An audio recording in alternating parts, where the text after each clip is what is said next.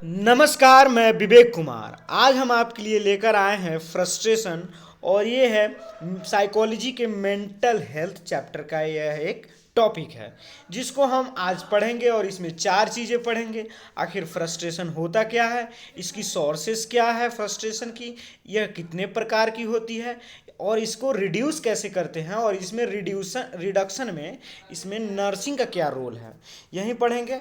और इसकी शुरुआत हम इसकी इंट्रोडक्शन से करते हैं। फ्रस्ट्रेशन जो वर्ड है यह फ्रूस्टा वर्ड से आया है, जो एक लैटिन वर्ड है जिसका मतलब होता है ऑब्स्ट्रक्ट, यानी किसी चीज में रुकावट, उसी को फ्रस्ट्रेशन कहते हैं।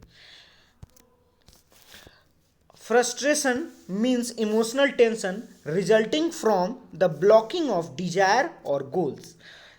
यह एक इमोशनल टेंशन है। यह किसकी कारण होती है? यह होती है अपनी जो डिज़ायर और गोल्स और नीड्स जो होती है वो ब्लॉक हो जाती है, जिसके कारण हमें फ्रस्ट्रेट होना पड़ता है। यानी आप हमेशा देखते होंगे सिचुएशन और सोसाइटी चेंज करते रहती है और उस सोसाइटी और सिचुएशंस के अनुसार जब हमारी नीड और डिज़ायर चेंज होती है और उस नीड और डिज़ायर की फुलफिलमेंट नहीं हो पाती है, जिसके कारण हमें फ्रस्ट्रेशन आती है, उसी को फ्रस्ट्रेशन कहते हैं। ओके, इसकी सोर्सेस क्या है? सबसे पहले देखते हैं इसकी इन्वायरमेंटल फैक्टर, और जिसको इन्वायरमेंटल फोर्सेस भी बोल सकते हैं। Environmental barrier can block attainment of goals which may leads to frustration. Environmental barrier के कारण हमें डिजायर और नीड्स और गोल जो होती है वो ब्लॉक हो जाती है, जिसके कारण हमें फ्रस्ट्रेशन आती है। ये इन्वायरमेंटल बैरियर क्या है ये देखते हैं। इन्वायरमेंटल बैरियर यानी लैक ऑफ मनी, पैसों की कमी। पैसों की कमी से हमारी नीड और जो आवश्यकता होती है, जो हमारी डिज़ायर होती है, वो फुलफिल नहीं हो पाती है, जिसके कारण हमें फ्रस्ट्रेट होना पड़ता है। Lack of support people can prevent an individual to achieve goal. जो सपोर्ट की कमी होती है हमारे साथ और हमारे पीछे, जो सपोर्ट की कमी होती है, जिसके कारण हम किसी भी गोल और डिज़ायर को फुलफिल नहीं कर पाते हैं और अचीव नहीं कर पाते हैं, जिसके कारण हमें फ्रस्ट्रेट होना पड़ता है। अब अगली है, देखते हैं पर्सनल इनएडिक्वेंस, खुद में कमियां। Individual set goals which are beyond his ability to reach. Due to this individual may feel frustration. इसको एक एग्जाम्पल से लेके हम समझते हैं पर्सनल इनएडिक्वेंसीज को।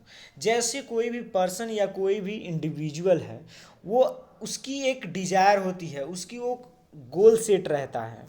जैसे एक इंडिविजुअल को गोल सेट है कि हमको आईएएस का प्रिपरेशन करना है और उसको उसमें सेलेक्ट होना है, और उसके लिए वो सारी चीज़ें करता है, उसकी सारी क्राइटेरिया फॉलो करता है। जैसे उसके लिए कोई इंस्टीट्यूशंस में जाता है और उसमें एडमिशन लेता है, उसमें पढ़ता भी है मन से, लेकिन वो उसमें सेलेक्ट नहीं हो पाती, उसकी डिज़ायर फुलफिल नहीं हो पाती है। वो किसके कारण नहीं हो पाती? वो पर्सनल इनएडिक्वेंसीज के कारण नहीं हो पाती। इसी को पर्सनल इनएडिक्वेंसीज और इसको कारण हम फ्रस्ट्रेट हो सकते हैं।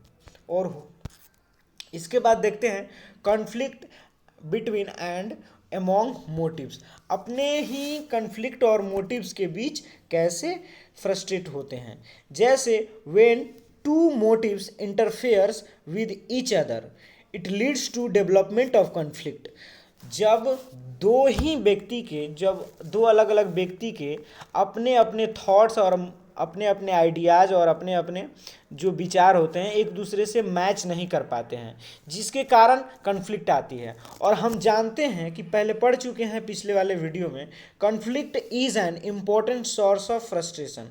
कॉन्फ्लिक्ट जो होता है ये फ्रस्ट्रेशन का बहुत ही बड़ा सोर्स होता है। जहाँ जहाँ आपको कॉन्फ्लिक्ट दिखाई देगी वहाँ वहाँ फ्रस्ट्रेशन भी आएगी। इसको अब हम इसकी टाइप्स देखते हैं। फ्रस्ट्रेशन दो प्रकार की होती है, इंटरनल फ्रस्ट्रेशन और एक्सटर्नल फ्रस्ट्रेशन। आखिर ये इंटरनल फ्रस्ट्रेशन क्या होता है?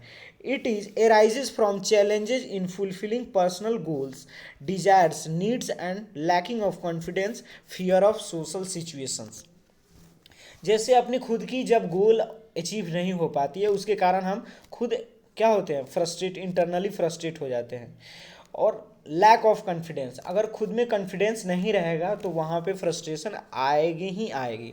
फियर ऑफ सोशल सिचुएशन, जब समाज का कोई अपने पर डर रहता है उसके कारण हम फ्रस्ट्रेट होते हैं। जैसे कोई भी हम प्रिपरेशन किसी भी चीज़ का बाहर कर रहे हैं, कहीं घर से दूर आकर किसी चीज़ का प्रिपरेशन कर रहे हैं, तो वहाँ पे सोसाइटी का भी प्रेशर है कि करना ही है, क्योंकि अगर आप गोल को अचीव कर लेते हैं तो वहाँ पे सोसाइटी आपको अच्छा बोलेगी। लेकिन आप उसको अचीव नहीं कर पाते हैं तो आपकी जो सोसाइटी है आपको अच्छा नहीं बोलेगी, आपको वहाँ पे जिसके कारण फ्रस्ट्रेट हो जाते हैं। इसी को इंटरनल फ्रस्ट्रेशन कहते हैं। और अब आते हैं सेकंड, देखते हैं external frustration. Frustration causes the outside individual and he can not control, ये कंट्रोल ही नहीं होती है और ये हमारे आउटसाइड होती है। हमेशा रोज़ जो डेली एक्टिविटी होती है उसी में हमको फ्रस्ट्रेशन आती है। जैसे कहाँ कहाँ आती है, स्टैंडिंग इन लाइन, जब आप किसी लाइन में खड़े हैं और बहुत देर से खड़े हैं तो वहाँ पे आप जाहिर सी बात है फ्रस्ट्रेट हो जाते हैं। इन ट्रैफिक और रोड ब्लॉक्स, जब आपको कहीं दूर जाना होता है, कहीं जल्दी जाना होता है, अगर आप ट्रैफिक में फंस जाते हैं, रोड ब्लॉक में फंस जाते हैं, तो वहाँ पे आपकी एक्सटर्नली फ्रस्ट्रेट हो जाते हैं। यही दो हैं, इंटरनल और एक्सटर्नल फ्रस्ट्रेशन। अब देखते हैं role of nurse in reducing frustration. Nurse की रोल क्या होती है फ्रस्ट्रेशन को रिड्यूस करने में, यही देखते हैं। पहली लाइन है assess the causes of patient frustration. पहले हम जानेंगे कि पेशेंट जो फ्रस्ट्रेट है वो किसके कारण है, वो क्या चीज़ के कारण वो फ्रस्ट्रेट होते हैं। Talk to with patient with respect without using any complex medical terms. हम पेशेंट से बात करेंगे लेकिन रेस्पेक्टफुली, और कोई भी ऐसा वर्ड यूज पेशेंट के सामने नहीं करेंगे कि वो उसको समझ ना पाए, वो उसको अच्छी तरह से समझ, ऐसे हम बात करेंगे जैसे सिंपल लैंग्वेज में हम बात करें, सिंपल वर्ड में बात करेंगे, जिसके साथ वो हमारे साथ आईपीआर मेंटेन करे और अपनी प्रॉब्लम हमें खुद को बताए। उसके बाद देखते हैं सेकेंड लाइन है कि identify wants and feeling of patient. हम उसको, अगर हम सिंपल लैंग्वेज और आईपीआर मेंटेन करते हुए हम उससे बात करेंगे तो हमको उसकी नीड्स क्या है, उसकी वांट्स क्या है, उसकी फीलिंग क्या है वो हमको बताएगा, जिसके कारण वो उसको फीलिंग को, उसकी वांट्स को फुलफिल करने की पूरी तरह कोशिश करेंगे। उसके बाद हेल्दी लाइफ स्टाइल टेक्निक, क्या क्या हेल्दी लाइफ स्टाइल टेक्निक हो सकती है। ब्रीथिंग मेडिटेशन, हम उसको ब्रीथिंग मेडिटेशन डेली करवाएंगे, जिसके कारण वो क्या फ्रस्ट्रेट कम होगा उसकी। उसके बाद प्रॉपर एक्सरसाइज करवाएंगे, proper exercise, yoga, laugh out loudly, mindfulness, उसको कभी भी टेंशन नहीं होने देंगे, हमेशा उसको लाफ आउटसाइड का मेडिटेशन करवाएंगे, जिसके कारण वो अपनी टेंशन या अपनी कन्फ्लिक्ट को भूलकर, अपनी इंटरनल प्रॉब्लम को भूलकर अपनी लाइफ को और अपनी हेल्थ को अच्छी कर सके।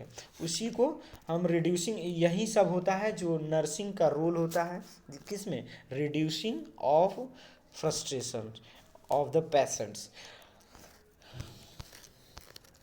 Please like and subscribe this video, and thank you so much watching this full video.